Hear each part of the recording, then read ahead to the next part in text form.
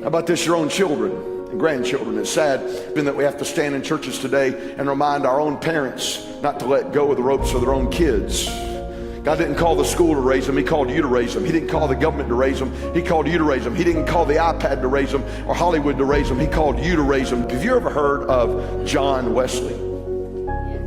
Charles Wesley? Susanna Wesley? Yeah, that was her mama. Susanna Wesley. She had 19 kids. It's a lot of dishes. She was the 27th in her family. It's a lot of diapers. What kind of a woman was Susanna Wesley? She wasn't an activist. She wasn't out there on the front lines. Wasn't a preacher or a speaker. What kind of woman? Here's what kind of woman she was. One day, her son John, who became a famous preacher, he walks in. I don't know, maybe he's 8 or 10 years old. He asked her a question. I don't know the scene. Maybe she was at the sink with her apron on and washing dishes. John comes in. Simple question. Maybe your kids have asked you this question. Mom, what is sin? What is sin? This was her answer. Sin is whatever weakens your reasoning, impairs the tenderness of your conscience, obscures your sense of God, or takes away your relish for spiritual things. In short, if anything increases the authority and power of flesh over spirit, that to you becomes sin, however good it is in and of itself. Just wondering.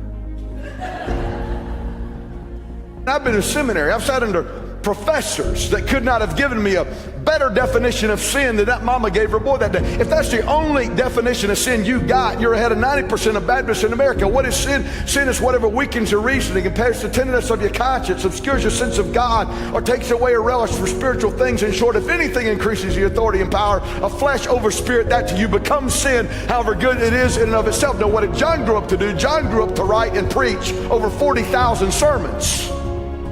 John rode 25,000 miles preaching the gospel on horseback. John Wesley learned 15 different languages so that he could preach the gospel to more people. And he did it long late in his life. As a matter of fact, he got mad at his doctor at 83 years old because his doctor restricted him to preaching no more than 14 times a week.